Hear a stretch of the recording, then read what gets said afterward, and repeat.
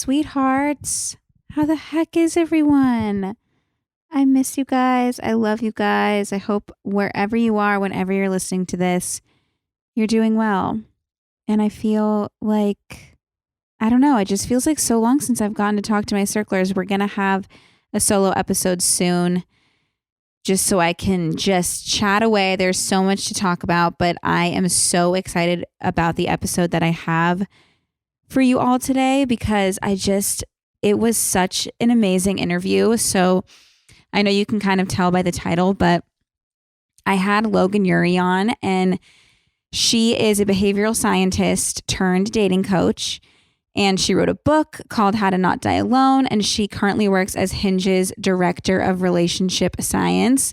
So she does a lot of research into modern dating. And I just feel like so many of you I'll see on the Geneva, or you'll call in for story time. And there's so many dating questions, and there's just so many opinions out there, and there's so much going on online, so many people's opinions and so many people's anecdotes and all of that. And I thought it would be really cool to have someone come on and kind of just that actually has studied dating, and she's studied psychology at Harvard, and she ran Google's behavioral science team and all of this stuff. And I just think that she has really studied dating, and I thought it would be cool to get a professional's advice on dating. And so I was really excited for Logan to come on and talk to you all. And I tried to think of all of the questions, all of the common questions I usually get. So we talk about long distance relationships, and we talk about, how to get ready for a first date, and how to judge how a first date is going, and when to have a conversation about if you want to be boyfriend and girlfriend. And we kind of just cover all of these topics that I've seen you guys chatting about, or I've heard you ask me on story time. And I want my circlers to get the best information and the most information. And so I thought it would be fun to have an actual professional come on and talk to you all, because, I am not a professional expert on the matter. And so I wanted you to learn from a professional. And I thought it would be fun to do this. And then I know I've mentioned this before, but I just think it would be so much fun to start having people on, actual professionals on, who can teach us about things that we don't learn in school that we absolutely should learn in school, whether it's finances or fertility and birth control and all of that, or whatever it is. So if there's anything that you guys find yourself thinking why don't we learn about this in school, put it in the Geneva in the recent episodes chat, and I'll keep an eye on that, and I'll try to look for actual experts on all of those topics, so we can we can learn something here in the circle. I mean, we learn so much every single episode, but I want us to be well versed in everything that we want to know about.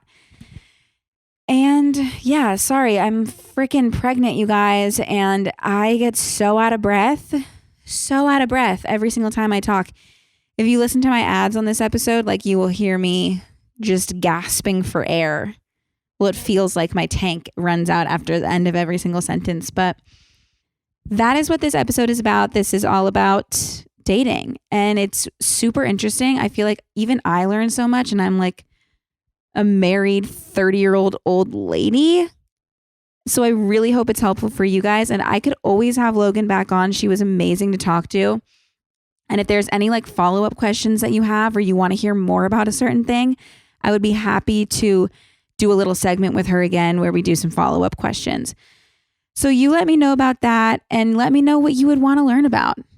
Because us circlers, not only are we hot and fun and funny and cool, but we're also really smart. And we know about every single topic that there is to know about. So that is what this episode is about. Other than that, like I said, I will be doing another solo episode soon, giving you some actual updates on everything. But until then, this is my update. I'm doing well. I am still pregnant. I'm out of breath all the frickin' time. And I am almost 27 weeks pregnant because I think the last update I gave, I was like 21.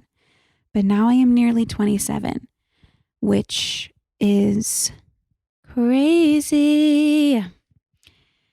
But everything's good. And there's so much more I want to talk to you about, but we'll save it for the solo episode. And if there's anything that you want to hear me talk about in a solo episode, also put that in the recent episodes little section of Geneva.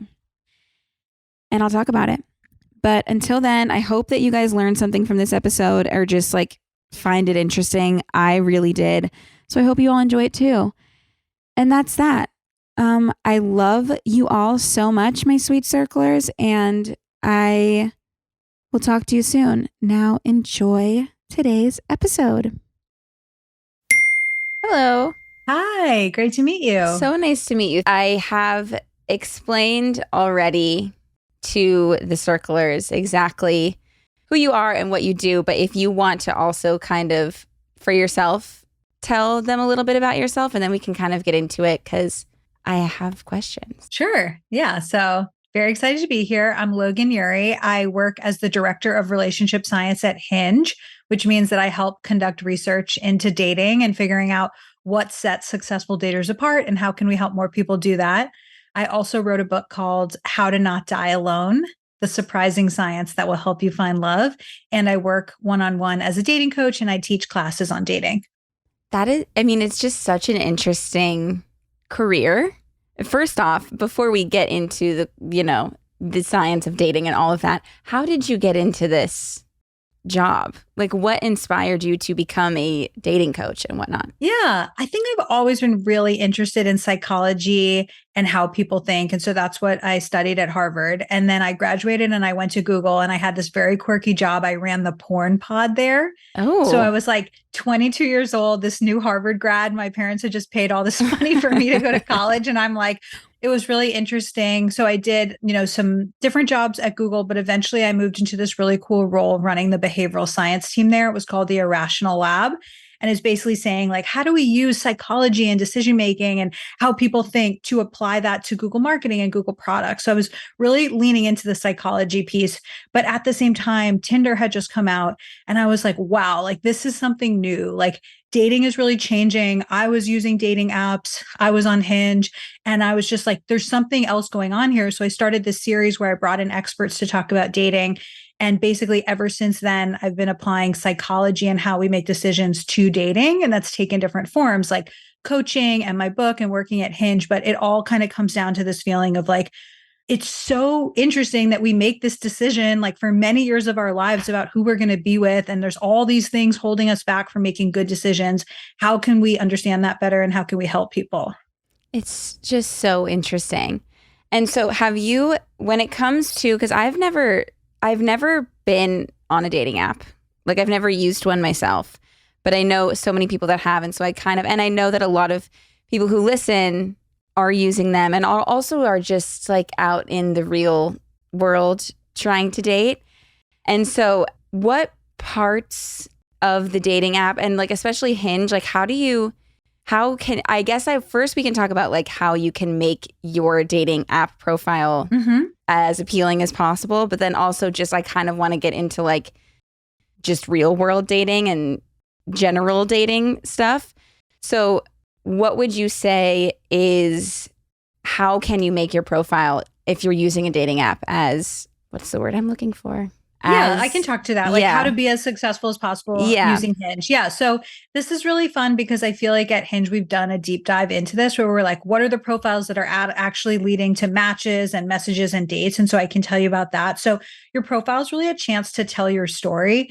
It's almost like if you were going to have a billboard that explains who you are, like what's the must know information. And so part of telling a story is having variety. So, if I look at somebody's profile and it's 6 pictures from Burning Man, I'm like, that is a very specific image. And I actually know you. And like, it's just that you happen to have a lot of pictures from Burning Man, but you're not even that into it. Like, this isn't really telling your story. So having a variety of pictures strategically, like starting with a headshot. So something that shows your face and you're not wearing sunglasses, you don't have filters, I can really see what you look like.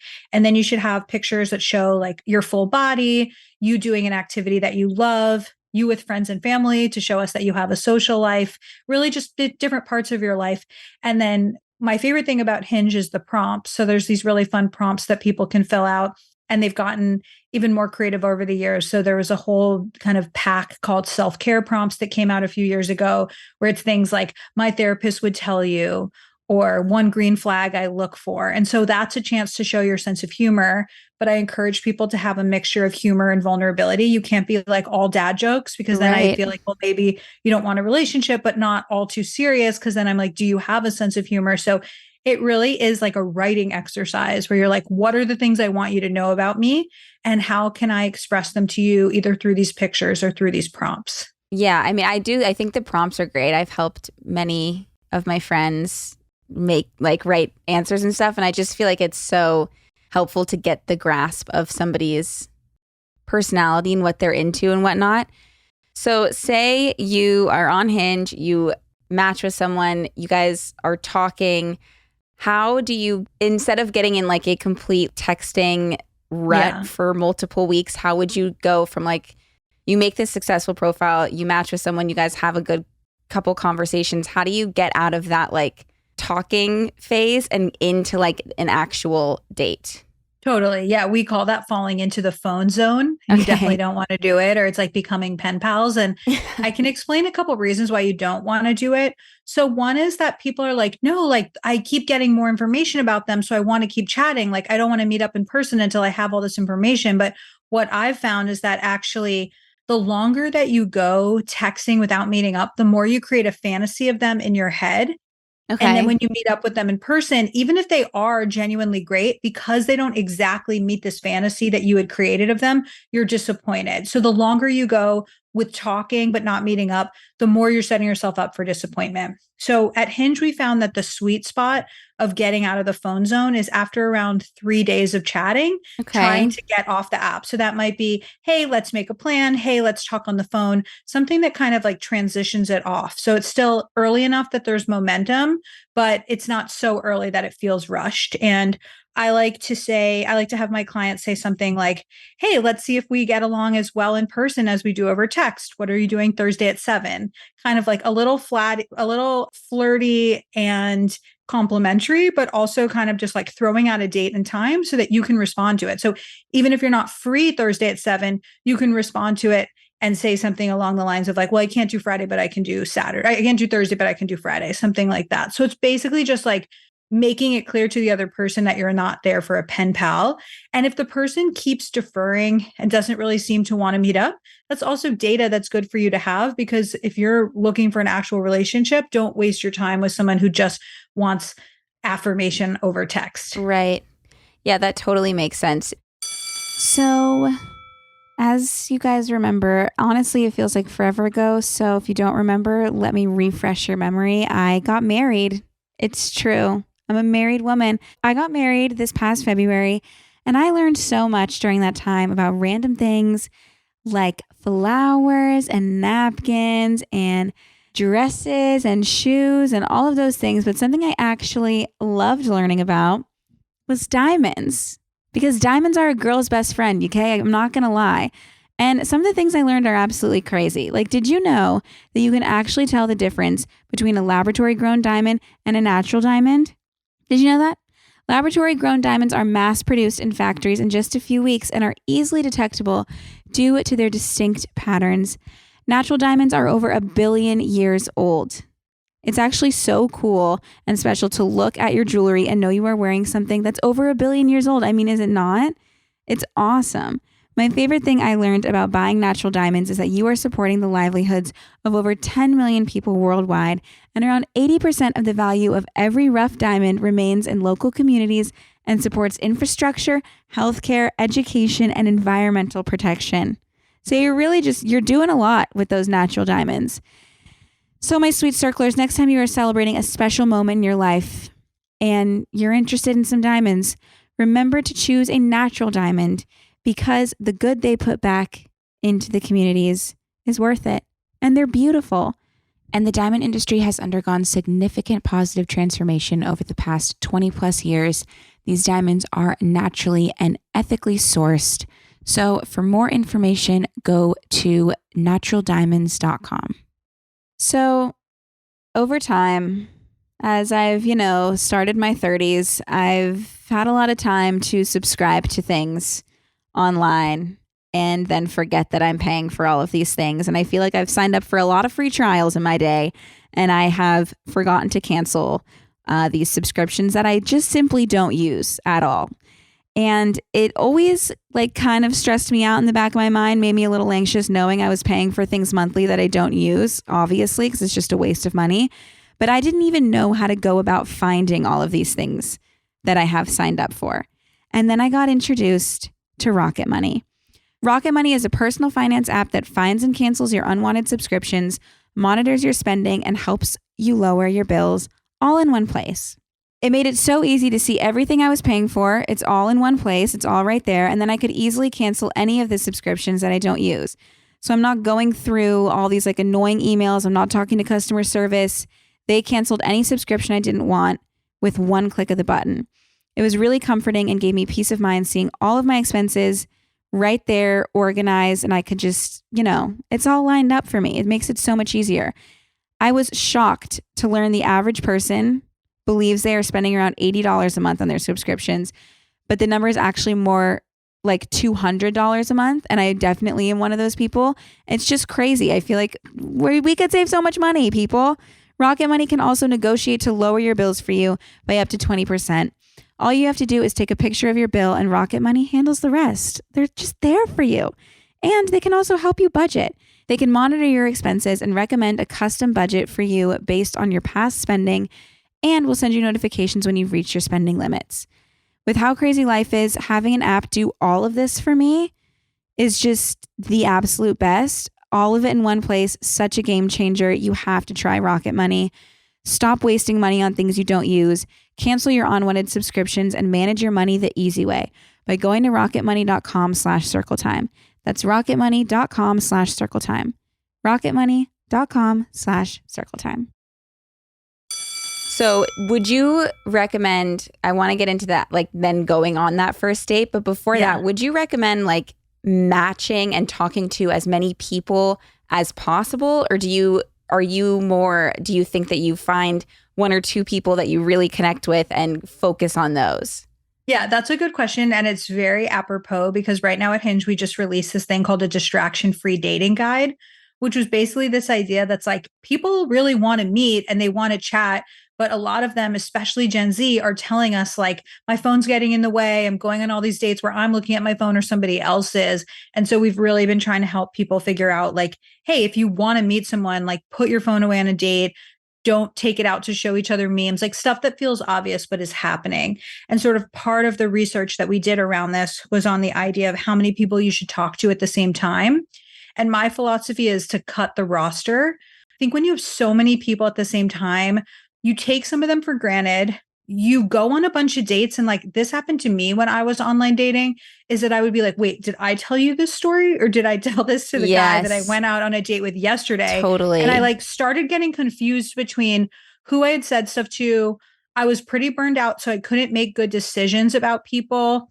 I felt like I was almost just dating to date and not really taking all the people in. Yeah. And so instead, my recommendation is match with a few people at the same time, chat with them, see where it goes, try to get to either a relationship or realizing that you're not a fit, and then do that again. And that way that you're giving each one a chance to either become something or not. I think people have this misconception that's well, if I'm talking to 20 people and I meet the right one, I'll know it. It's no, you're only going to know it if you're in a mindset to connect. Yeah. And you're only in a mindset to connect when you're not talking to so many people at the same time. Yeah, that totally makes sense. Okay, so you connect with a couple people and you're going to go on your first date. I know that you have questions to ask yourself after the first date. Is there anything you recommend to prepare for a first date with someone? Yeah. So this was really something that I started thinking about a lot during the pandemic because people were going from a Zoom meeting that ended at 5:00 to a Zoom date that started at 5:01. Yeah. And they were not transitioning out of work mode into date mode. And so a big thing is just understanding that so much of dating is your mindset. If you go in thinking this isn't going to work, my last 50 dates haven't worked, you're kind of creating that's what's like going to manifest, right? It's like this idea of whether you think it will go well or you think it will go poorly, you're right. And so how do you get into the right mindset for dating? And some of this stuff might seem cheesy, but I really think it matters. It's like, can you listen to a pump up playlist? Can you do 10 jumping jacks? Can you call your best friend who really wants you to find love? Just getting yourself into this mood of like, I'm going to show up and be present and connect and be flirty. And I think that people underestimate how much their mindset impacts how much fun they have and how open they are, because it's not just like, I'll know it when I see it if it's the right person. It's like the context that you meet in matters a lot. Yeah. Yeah. That completely makes sense. And I mean, you can apply that to any kind of situation in life, I feel. But that's, yeah, that totally makes sense. So you go on a first date with someone. What are the 8 questions to ask yourself after your first date with someone? Yeah. So what I was finding is that I was coaching all these people, and I had this one male client in particular. His name was Jonathan. And he would say to me, oh, yeah, I met this guy. He was great, but I just didn't feel the spark. And he kept talking about the spark. And it kind of became this nemesis to me where I was like, what do you even mean by that? You just mean instant chemistry. You just mean like in the moment that I met him, did I feel super attracted to him? And I was like, that's not really what long-term relationships are about. And so I tried to train him and other people to look, instead of for the spark, for the slow burn, for that person. I'm sure you know the kind of people I'm talking about, where it's like, maybe when you first meet them, they're a little bit more awkward, or you don't initially feel like you want to like jump and take their clothes off. But then you're like, wait, I feel more and more attracted to you. I actually really like you. You really lit up when you talked about your passion for comedy or whatever it was. And so going after that person that gets better over time versus that sparky person that starts really high, but then probably disappoints you. And so when Jonathan was going on these dates, I felt like he was looking for the wrong stuff. And so I designed these questions for him and other people. You ask yourself these questions after the date, but the point is that during the date, they're training you what to look for. And so the questions, it's called the post-date 8. And the questions are things like, what side of me did they bring out? Did I feel more energized or de-energized than I did before the date? Did they make me laugh? Did I feel attractive around them? How did my body feel? Did I feel heard? And by tuning into those questions versus things like, did I feel the spark, or is he good enough for me? You're actually looking for the things that matter.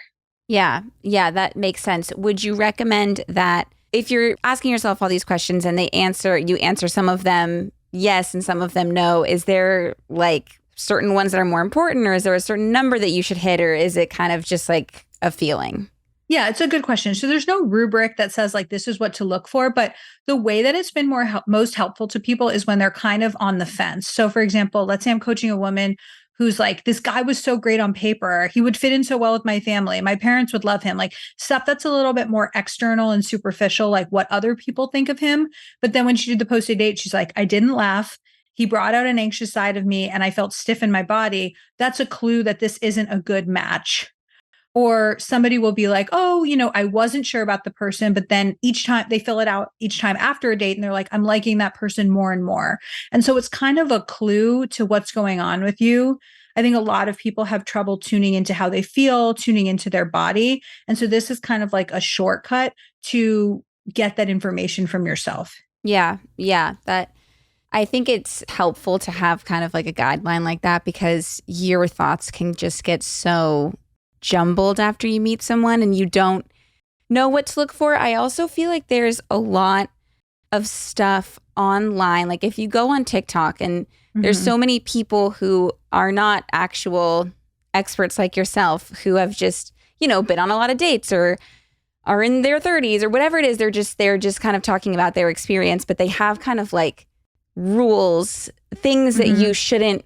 If he doesn't text you a plan right away, then he's not worth it. And all of these things. Do you think that that kind of stuff is helpful? Or do you think that now there's just like almost too much information and it kind of can cloud someone's judgment of finding a good person, and maybe the guy just didn't text you the quote unquote right way? I don't know. I just feel like there's so many opinions out there now, and it could maybe hinder people from finding someone great just because someone online says that. You know what I'm saying? Yeah, there's pros and cons to all of the dating content out there. So I would say one of the pros is I feel like people have learned a lot about attachment theory. That's one of those things that, like, when I learned about it, let's say 10 years ago in a psychology context, I was like, wait, this is really helping me. This is helping things click. Now I understand a lot more about what's going on. Like, I really think that it's a great framework and it is based in science. There's like a huge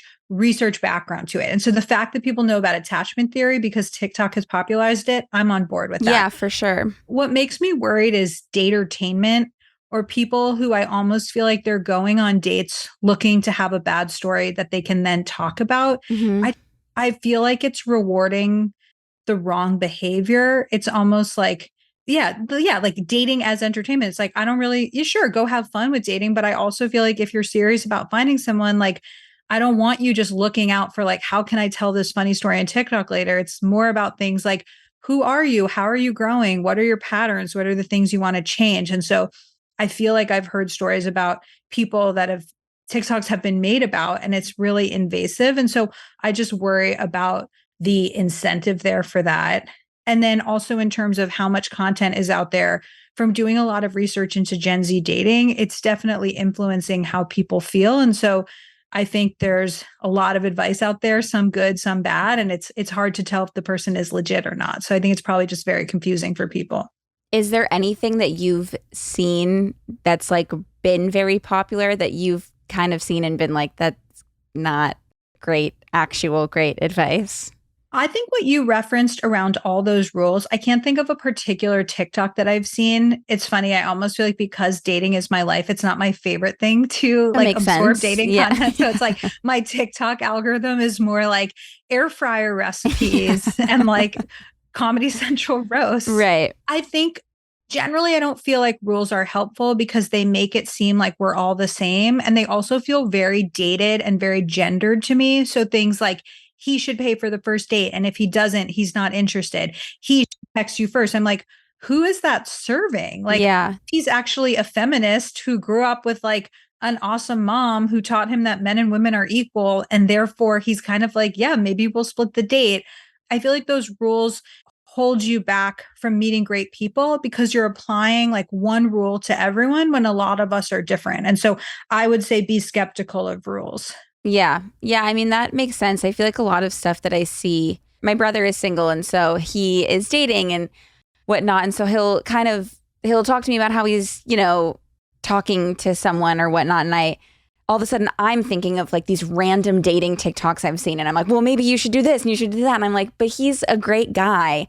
And he doesn't like, if you're playing up into all of these sort of games and rules, then you're not being authentically who you are. And you're eventually that is going to come out one way or another. And like, if you're a great guy and you find someone who it works with, then that's more what you should be looking for and not so much like a checklist of things that you think that the person should be doing before you even meet them. I totally agree. And it reminds me, I had a coaching call with this girl yesterday. She's 26. It's her first time, like, kind of getting past early dates with people. And everything that's happening in reality is really great. Like, when she hangs out with him, he's really nice to her. They're in good communication. Everything is going well. But because she has like a checklist in her head of the milestones, she's worried that something's going wrong. So she's like, well, I haven't met his friends yet. So what does that mean? He's been traveling a lot. So we haven't hung out this week. What does that mean? And I'm like, you're creating a problem where there isn't one.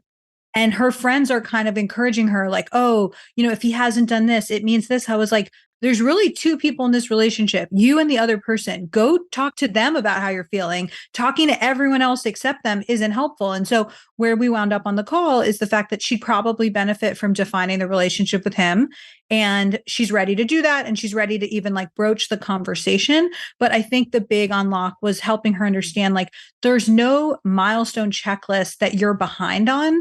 That doesn't exist. It's more like, how are you feeling? And are you on the same page as this person? Yeah. So obviously, since becoming pregnant, there are a lot of things going on that are extremely new to me. And one of those things is maternity clothes shopping, because I was kind of dreading, first of all, going out and buying a whole new wardrobe, and also like trying to find maternity clothes that I actually like. because I don't love a lot of the maternity clothes on the market, but I still want to feel like myself, like dressing fun and expressing myself with clothes is a part of who I am. And I didn't want to lose that when I became pregnant. And that is why I'm so thankful for Stitch Fix. Stitch Fix took the worry off my plate, made it so effortless and fun. And all the clothes they picked out for me did not at all compromise my style. And they just felt like me, which is so amazing. With Stitch Fix, I got my own personal stylist to handle all of my maternity clothes needs, and I've loved every piece that they've hand selected for me so far. Any of the pieces I chose not to keep, I just mailed back for free. Super easy. And I am lazy, so I promise it's very easy. If you are looking to get some new clothes for fall, or you want to try a new hobby like pickleball, for example, and you need some pickleball clothes, or you just want to spice up your wardrobe, Stitch Fix has got you covered. The personal stylists at Stitch Fix get to know your style and your budget, and then send pictures of the pieces directly to you to make shopping easier and painless. Stitch Fix also is on top of all of the new styles and brands and will get you ahead of the curve. They have over 1,000 brands and styles and work with sizes extra small to 3XL. So no matter who you are, Stitch Fix is the perfect fit. No more trips to the mall where you're there for hours and hours and you searching through all the racks and you only find one piece that kind of feels like you. With over 1,000 brands and styles, you try everything on at home, keep what you like, and send back the rest. Shipping and returns, by the way, are always free. Thanks, Stitch Fix. They just get me, and I love them, and I know they'll get you too. So try today at stitchfix.com/circletime, and you'll get 25% off when you keep everything in your fix. That's stitchfix.com/circletime. Stitchfix.com/circletime. Okay, my sweet, sweet circlers. I need you to know that you are not alone in this, but if you have ever had unprotected sex or forgotten your birth control, or you've had a condom broke, or you're not sure if the condom broke, whatever it is, first of all, this happens to literally everyone. And I am excited to talk about a new company that is giving emergency contraception a much needed rebrand. Because I feel like everyone pretty much has their own story, or they know someone who has a story about how they had to take the morning after pill. And for some reason, with that always comes some sort of shame or embarrassment when it just absolutely should not. It's okay. Well, Julie is aiming to be the emergency contraception company for the next generation, one of learning and acceptance, not stigma and shame. When it comes to complex and stressful choices around your health, Julie believes women deserve products that are easy in every way. So that's easy to find, easy to take, easy to relate to, and easy to understand. Basically, how it works is Julie stops your body from releasing an egg using the same active ingredient as Plan B or other morning after pills. Essentially, Julie works by preventing or delaying your ovulation. With no egg, there's no fertilization and therefore no pregnancy. And it is no risk at all to future fertility. Julie just launched at CVS, but you can also find Julie at Target and Walmart stores across the US. You can also order online so you can have it for the future just in case you need it. It's legal in all 50 states and you do not need an ID, prescription, or credit card to get it. And Julie is not just a morning after pill. It's a morning after pill brand that's working to increase access to emergency contraception for women across the country.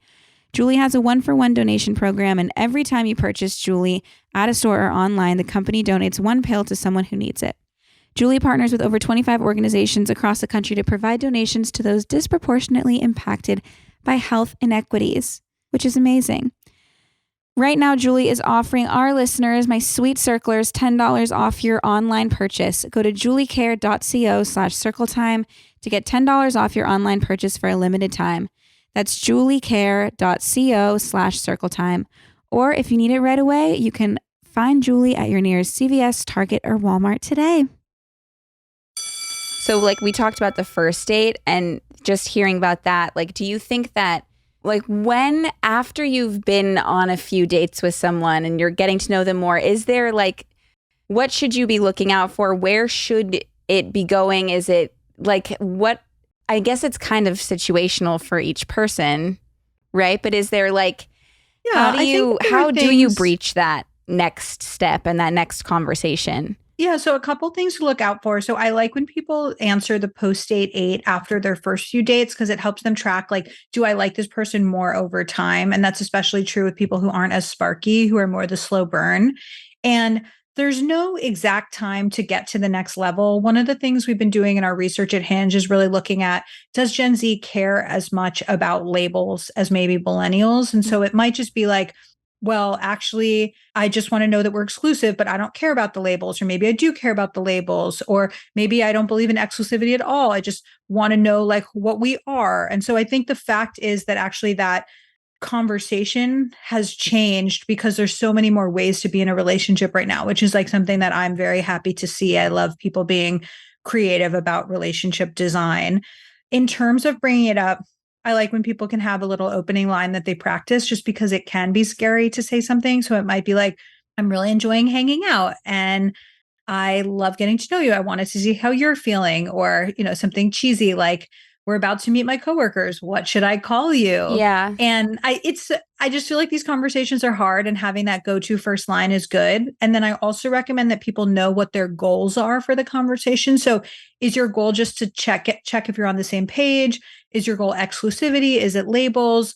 Is it something else? And then also, what are acceptable answers for you and what are unacceptable answers? So maybe an acceptable answer is, I don't know, I want to keep seeing you and seeing where things go. Or maybe you feel like, no, that's not what you want right now. And so just there's so much fear of rejection, especially with younger people, that I feel like they're not always having these conversations. And I feel like when you don't have the conversation, you're really doing yourself a disservice, because 6 months from now, you might find out that it wasn't what you thought it was. And so just be bold and have the conversation.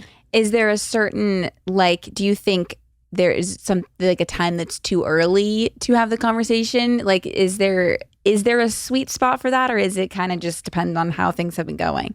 Mostly, I think it's open to individual experiences, but going back to attachment theory a little bit, people who are anxiously attached, they often have this feeling of like, I just don't want to be single anymore. I want to know that you're my boyfriend. I want to get into this relationship. And so that anxiety might actually compel them to have the conversation a little bit too soon. And so I would say gut check with your friends, like, hey, this is how much we've been hanging out. Does this feel like a good time to bring it up? And that is a moment where I would bring in the squad.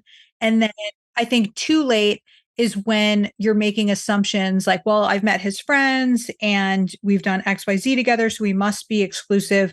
But you haven't asked. And so I would say like maybe like 1 to 3 months in, but that's pretty loose. Yeah. Yeah. I think that makes sense. You don't want to get too deep into something and think it's going one place and it's going, somewhere completely different. Do you have any advice on, well, there's a couple things. Maybe I should save that one, because you have mentioned attachment theory a bit.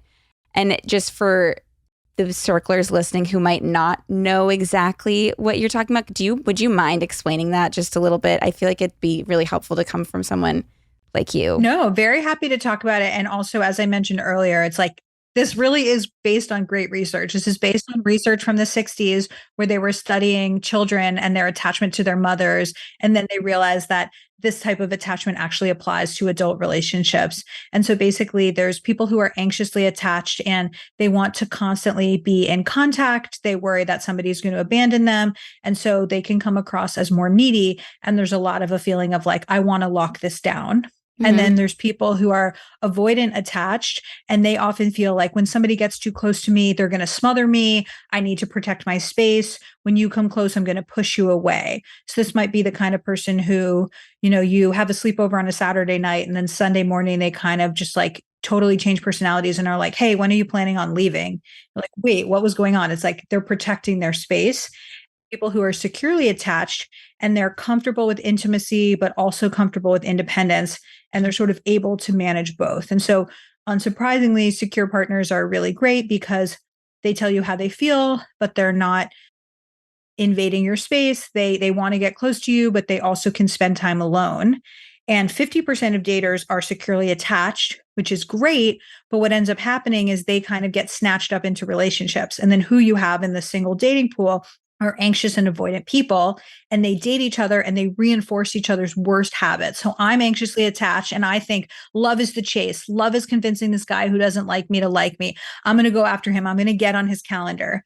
The avoidant attached guy is like, love is somebody smothering me. Love is me having to pull back and defend my space. And when these people date each other in this anxious avoidant loop, it's really hurtful. It's really harmful. They're not enjoying it. And it's only when one of them either becomes more secure or finds a securely attached person that they break out of it and are like, oh, holy cow, like dating can actually be way more enjoyable than I thought. Right.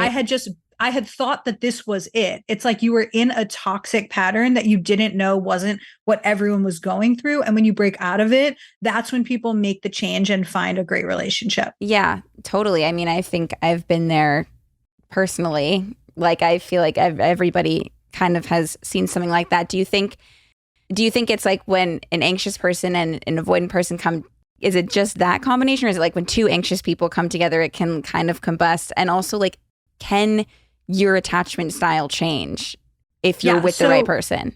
Avoidant doesn't happen that often because neither person puts in the effort. Okay. And anxious can happen, but they're not really attracted to each other because they're both so available. So it's like if my definition of what's sexy and what I want is somebody that pulls away, when somebody's available, I'm kind of turned off. Like I definitely remember in my early 20s when I was dating, there was this feeling of like, well, if he rejects me, he must be better than me. So I should convince him to be with me, which is such a different attitude from what I would suggest to people, which is find someone who's excited about you. Yeah. And there's really not like supposed to be a power imbalance. It's like, I choose you and you choose me. So that's why anxious avoidant happens the most. Okay. There's two ways that this can change. So one is people can become more secure. And so they can work on things like when I don't hear from her and I feel really anxious, instead of sending her 12 messages and then turning off my phone, which is known as protest behavior, I can actually self-soothe. I can go for a walk. I can go to the movies where I can't be on my phone. I can meet up with friends. I can remind myself that they're at a concert and they don't have service. I can do things to kind of soothe myself. Similarly, avoidant people can work on feeling more comfortable with intimacy. So some of it is you can change yourself. And then another thing is finding a secure partner. And I feel like that's what really made the difference for me. I was anxiously attached, always dating these avoidant guys and being like, how can I convince them to fall in love with me? And then when I started dating my now husband, I have this memory. It's so clear of like, I was walking down the street in San Francisco. He did something to bother me. I sent like 15 crazy texts. Like I was typing away on my screen, like anger, like shooting out of my ears. And instead of responding and like kind of feeding into it, he was like, oh, sounds like you're upset. We should talk about this in person. And it was like, boom, like he just like blew up this pattern. And like he was consistently doing that where I thought things would go a certain way. That's like how my neural pathways had grooved because I was used to anxious avoidant. And suddenly I was like, oh, there's a different way. And so being with somebody securely attached was what I needed to get out of it. And now we've been together for 8.5 years. And I'm like, oh, wow, I'm so glad that I figured it out when I did. Yeah. I mean, I very similarly, I think the same thing kind of happened when I met Cody. I was very anxiously attached person, and he's very secure, and it's definitely a game changer. That's for sure. How did you guys meet? We each met through a friend. My friend who I was living with at the time was kind of dating one of his friends from college. And so we met through them. But I remember like feeling like, oh, like the kind of the craziness and like the BS that I pull, like he's like, it's not, he doesn't like feed into it in the way that like is definitely not healthy as pretty much everyone else I had dated did. That's exactly right. And it's this really interesting moment where you're like, oh, love doesn't have to be this way. Right. And I think that's what's so hard about the anxious avoidant loop is that it keeps reinforcing my definition of love. My definition of love is I chase you and you pull away. Your definition of love is somebody smothers you and you have to pull back. And that just keeps happening. And it's not until you see that there's another way of doing it that you realize that it doesn't have to be that way. It would almost be like, if you took cold showers your whole life and then you took a warm shower, you'd be like, wait, this was available the whole time. Right, like totally. You have to experience something to know that it exists. And do you think that there's like, because ever since I started dating Cody, and when I remember when we first started dating, I felt comfortable enough to kind of explain to him like what was going on in my head and like why I was sending these crazy texts, or like what exactly was happening that was making me get to this point that's like making me explode that like I don't really get to anymore, luckily. But do you think that it's more of a self-soothing thing, or do you think it's good to explain those things to the person that you're dating and like see like they to not so much like wait for them to do something about it, but just like so that they know what's going on, so that they don't just think that do you just think it's something that you should be vocal about? Yeah, I think that there's a right and wrong way to do it. So I think the right way to do it is when you're sharing, like, hey, here's what was going on for me yesterday. So it's almost like when you're in a cool state, you're not in a hot state, Right. you can be like, yesterday, when I asked you what time we should meet up, and then I didn't hear from you for 3 hours, these are all the things that went through my head. Like, he's not interested in me anymore. He met somebody else. He doesn't respect me. He doesn't even care enough to respond. And like all of those things went through my head. And then it started making me feel like more nervous. And but maybe this is a little too much to share, but something along the lines of like, when I didn't hear from you, Yeah. it made me feel unsure about how you felt about me. And so I really appreciate when you text me back right away, especially when we're making plans. So it's kind of like, if you've heard of nonviolent communication, just sort of saying like, when you did this thing, this is how it made me feel. Here's my request. And I think that if you do it from a cool state where you're letting somebody in, you're basically saying like, this is how I'm wired. Here's how you can help me. I think when people get it wrong is when you blame someone, like you shouldn't have communicated that way. It's like, no, I don't really think there's a should and a shouldn't. That was what they said and it didn't land with you. I also feel like emotional vulnerability is such a great part of letting somebody in. We've done a lot of research on this at Hinge that 93% of people would rather date someone who's emotionally available and vulnerable. That's very attractive on first dates, but only 32% of people are doing this. And that's because it's like we're afraid to let someone in because we think that they'll see our imperfections, but it's actually our imperfections that make people feel connected to us. And so you really want to be able to lower your walls and let them in, but you also don't want to be TMI and like sharing like every trauma that's ever happened to you. Right. And so I do think that it's a learned skill, which is, hey, like, here's my experience. Here's what's going on for me. Yesterday when this happened, like it didn't feel great, but it's also not it's not sharing too much too soon. Cause I also think that that can read as kind of like inappropriate to people. Yeah. Yeah. I get that. When you have been with someone for a long time, because I feel like we get a lot of questions about this. And also I've had like friends talk to me about certain situations in their lives where it's like something has bothered them in their relationship multiple times. Something has happened and it's been this conversation. And a lot of people think like, I don't want to keep bringing this up because I don't want my partner to get annoyed that I'm still talking about this thing, but it's still bothering me. And I'm always under the impression that like, if something is still bothering you, you have every right to bring it up until like until you are not bothered. I don't know. But like, how do you handle those kind of situations where your partner's acting a certain way that you don't like and you don't want them to think you don't want to bother, quote unquote, bother them? Because I think there's only one way out of a certain situation like that, and it's like through communication. But what do you think? Yeah, I think, in terms of how you ask the question, like, I totally agree. I think if something's consistently bothering you, if you just pretend it's not happening, that's not going to work because resentment will just build up over time. Right. That's one of the big things that the research on this shows. So really some of the people that have done the best research in this are John and Julie Gottman of the Gottman Institute. And they've done research on what makes couples who are successful and in happy relationships versus what's going on with couples who get divorced or are unhappily married. And a big part of it is how much are you connecting? So when I say to you, hey, I just read an interesting article, I listened to an interesting podcast, that's a bid. That's a bid for us to connect. And you can either turn towards my bid and say, hey, what was the podcast about?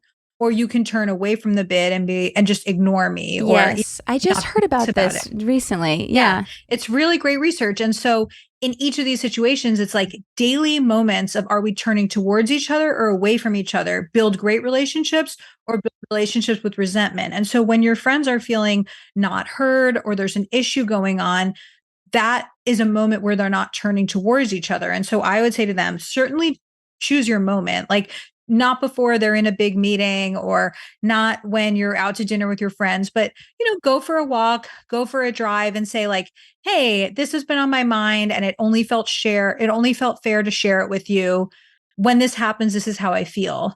And hopefully their partner will be into it and try to solve it. But also, if they keep ignoring them or saying that's not a big deal or gaslighting them, unfortunately, that's information that person needs to know, because maybe this isn't a great long-term partner if they can't really address conflict. And conflict is a very natural part of any relationship. Yeah. Yeah. I think that's important for people to remember, because I also think that a lot of times there will be conflict, and I know people who like will think, oh, well, that just means that something's wrong. Like it shouldn't have conflict. We shouldn't have conflict. We should just be getting along.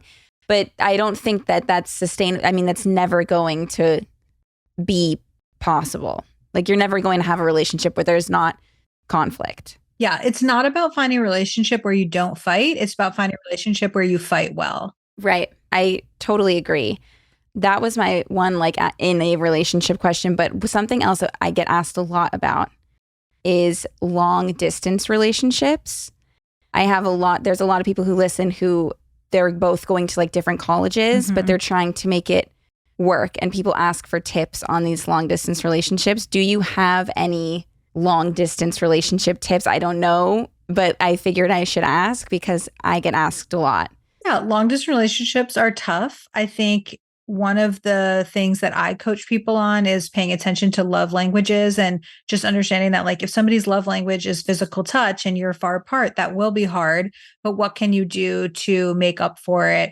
And if there's this quality time, like, how can you create quality time even when you're far apart? And so nothing groundbreaking here, but I just think like validating that long distance relationships are really hard. It's easier when there's a light at the end of the tunnel, when okay, we're going to intern in the same city, or when we graduate, we're both going to move here. But other than that, I would say just make sure that you're constantly choosing this relationship and that this is the relationship you want to be in, and that you're not just like staying with somebody because you have been staying with them. Like, I think especially when you're younger, I think it's really important for people to get different experiences. And I don't want people to look back on their college and be like, oh, I regret that I wasn't even that present at my college because I was mostly visiting my boyfriend 2 states away. Right. Do you think that it's okay just to end things with someone simply because you want to like experience different things? I don't know if it's misconception or not, but there is an idea that if someone is like, okay, I want to experience my college, or I want to experience this time in my life single, they're kind of disregarding their love. Like, that means that they didn't love you. Like, if he would choose you every time, if it was, that type of thing. Do you think that that's true, or can you really love someone, but you also like, can both of those things coexist at one time? I think it's hard. And I definitely think this depends on age. So like, when people are younger, I do feel like it's important to get different experiences and to figure out like, who are you when you're with this person? Who are you with that person? And so I'm not anti long distance relationships, but I am pro people getting experiences. In my work, I've categorized people into these 3 types of daters, and they all have different expectations. They all have issues with expectations. So the first one is the romanticizer, and they have unrealistic expectations of relationships. So they're like, I'm going to meet my soulmate. It's going to be love at first sight. It's going to be easy. And I work with them on understanding like all relationships take work. The second type is the maximizer, and they have unrealistic expectations of their partner. And they're like, oh, I'm going to find the perfect person. I just have to keep searching. There's always going to be somebody better out there, and they're always looking. And the third type is the hesitator, where they have unrealistic expectations of themselves. And they're like, oh, I could never date right now. I'm not good enough. I haven't lost weight. I don't have a cool enough job. And they're not even putting themselves out there. Yeah. So for people who are maximizers in college, that might look like, well, I'm going to keep breaking up with people to have more experiences. In their mid-20s, it might be like, well, she's great, but I could find someone hotter, so I'm going to break up with her. And so it could be the beginning of an unhealthy pattern where you're always trying to trade up. Or it could be a genuine thing, which is like, I'm young. I find it distracting to mostly be on the phone or FaceTiming with someone far away. And I do love you. And what we had was great. But the right thing for me now is to really be present in the experience that I'm in, which is where I'm going to school. Yeah. With those 3 types of daters, is there kind of, because I'm sure people listening resonate with one of those types, is there kind of like a quick little thing that you would recommend to each of those to maybe? Yeah, sure. Yeah. So people can take the quiz on my website if they want to. I think it's loganury.com/quiz. They can figure out what they are. But I would say it's like the kind of most dominant thing that could help you recognize yours is like the hesitator. If you're a hesitator, you're not dating right now. You have a story in your head that's all be ready to date when ... And there's always something. So if you're not dating and you're holding yourself back, you could be a hesitator. For the romanticizer, it's really focusing on things like, we had this amazing how we met story, or they look exactly like how I imagined my soulmate to look. It's very much like a story in your head, maybe planted there by Disney or a rom-com. You want the relationship to match. And then for the maximizer, it's constantly this feeling of like, who else is out there? What else is out there? And probably the majority of my clients are, I have clients in each of these categories, but I do tend to see a lot of maximizers. I think just being like in the Bay Area, having a lot of clients in New York, there's all these people that are like, I go after everything in my job. Like I want, the best job, the best apartment. Like, why would I not want the best girlfriend or boyfriend or whoever? And it's helping them understand, no, you can still find somebody great, but eventually you have to meet someone and make it into a great relationship. You can't just keep searching, because then, you're waiting for something that will never be there and you're actually missing out on like a great potential partner. Yeah. How do you help the hesitators and the romanticizers kind of figure out the right way to go about dating? Yeah. So for hesitators, I really try to say to them, don't wait, date. And I just try to get really tactical with them. I'm like, what are all the pieces? Okay, you don't have profile pictures because you're waiting to get professional pictures. You don't need that. Like, who cares? Like, let's go through your phone right now and we're going to choose a few pictures. And then over the next few weeks, ask your friend to go out and take a couple pictures of you. Like, you're going to be online in 3 weeks. Like, we're going to get your Hinge profile up. So just breaking down the pieces. Some of it is also more psychological. Like sometimes they work with a therapist on self-love stuff. Like, why do they believe that they're not lovable yet? Why do they believe they'd only be lovable if they lost weight? And kind of breaking down some of those patterns. But really, it's just throwing them into the deep end and being like, you're going to start dating. For the romanticizers, I talk to them a lot about like, what's your goal? And if your goal is a long-term healthy relationship, then being so focused on somebody's package that they come in, or being so focused on the we met story, is actually going to hold you back. So let's say you're going to be in a 50-year marriage. The day that you met is 0.0055% of your total relationship. Like, stop romanticizing the we met story. Yeah. Yeah. That makes complete sense. I feel like those are all of the questions that I had for you, and like all of the things that I get asked a lot that I feel like having an actual expert to answer is really helpful. So I really appreciate you taking the time to talk to us and help us out. So where can the Circlers find you? And I know you mentioned your book, but if you want to, because I'm sure they would love to. Mostly they can find me watching Cody Co. MILF Manor videos. Me as well. Yes. So when I'm not doing that, they can find me on Instagram and TikTok at Logan Ury. And my book is How to Not Die Alone. And if anyone wants to figure out their dating tendency, they can take the quiz on my website. Amazing. Well, Yay, it was thanks for having so me. nice to meet you. I really appreciate you taking the time to talk to us. This was so interesting and so helpful. And it was just so nice to meet you. Yeah, thanks for having me and for the great questions. And I hope it was helpful to your listeners. I'm sure they are going to love it as well. So thank you so much.